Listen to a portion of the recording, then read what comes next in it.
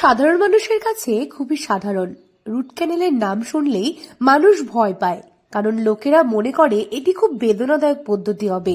তবে এটি মূলত একটি সামান্য এক্সটেনশন। আসুন জেনে নেওয়া যাক। দাঁতের সমস্যায় অনেকেই ভুগছেন। শক্ত কিছু চিবোলেই ব্যথা শুরু হয়। অনেক সময় হাড়ে কামড় দিলে দাঁত ভেঙে যায়। টানা মাংস খাওয়ার পর উচ্ছিষ্ট দাঁতের ফাঁকে জমে থাকলেও মাড়িতে ব্যথা হতে পারে। অনেকের আবার দাঁতে ফাঁকা বেশি, আবার কারোর কারোর দাঁতে গর্ত।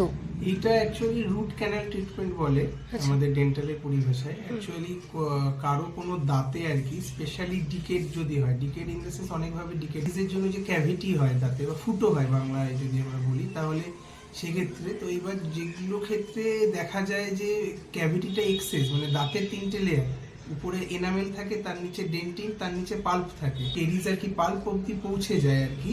সেই ক্ষেত্রে পেশেন্টের সেন্সিটিভিটি হতে পারে, ব্যথা হতে পারে, ঠান্ডা গরম দু রকম একসাথে লাগতে পারে।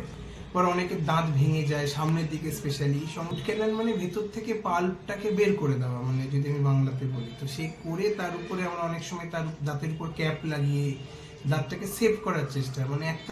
তো রুট ক্যানাল ট্রিটমেন্ট একদম অত্যাধুনিক পদ্ধতি। এই পদ্ধতির মাধ্যমে দাঁতটাকে না উঠিয়ে দাঁতটাকে রক্ষা করার যে ট্রিটমেন্ট, সঠিক সময়ে চিকিৎসা না করলে দিন দিন জটিলতা বাড়তে থাকে। এর জন্যই রুট ক্যানেল করলেও সমস্যা থেকে অনেকটাই পরিত্রাণ মেলে। এই সমস্যায় করণীয় সম্পর্কে পরামর্শ দিয়েছেন ডেন্টাল সার্জন ডক্টর স্বর্ণায় মৈত্র। মানুষ রুট ক্যানেলের কথা শুনলে চিৎকার দিয়ে ওঠে। আসলে এটি তেমন ভয়াবহ কিছু নয়। এটি ব্যথাহীন চিকিৎসা। এটি করলে দাঁতটা তখনও রাখা যাবে। অনেক ক্ষেত্রে এক সেটিংয়েই হয়ে যায়, অনেক ক্ষেত্রে আবার 2 বা 3 সেটিং লাগে। দাঁতের ভেতরের অংশে যদি কোনো সংক্রমণ হয়, যদি মাড়ি ফুলে যায়, তখন রুট ক্যানেল ট্রিটমেন্টের কথা বলেন দন্ত চিকিৎসক। এই দাঁতটা থাকলে তার মানে ফিজিক্যাল যে ওয়ার্কটা খাওয়া দাওয়ার ক্ষেত্রে বা বিভিন্ন ক্ষেত্রে ইউজ করতে পারবে। এবং সাথে সাথে যেটা হচ্ছে আমাদের মুখের একটা অ্যানাটমিক্যাল শেপ থাকে আর কি দাঁতের, সেই বিষয়টা রক্ষা পাবে। মানে একটা দাঁত উঠে গেলে আশেপাশের দাঁতগুলো অনেক সময় সেখানে লাক্সেট করে চলে আসার একটা চেষ্টা করে, সেই জায়গাটা থেকে অনেকটা বেটার হয় আর কি। শিশুদের ক্ষেত্রে রুট ক্যানাল ট্রিটমেন্টের সম্ভব হয় না, কারণ অনেকের ক্ষেত্রে যে দাঁতটা ওঠে তো ম্যাক্সিমাম একটা দাঁতের গোড়াটা পুরোটা মানে কমপ্লিট হতে হয় আর কি।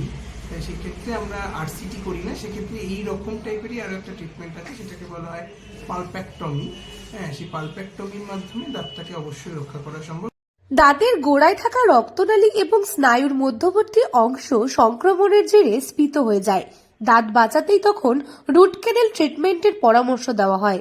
দাঁত না তুলে ফেলে দাঁত বাঁচাতেই এই পন্থা নেওয়া হয়। দক্ষিণ দিনাজপুর থেকে সুস্মিতা গোস্বামী রিপোর্ট, লোকাল 18 বাংলা।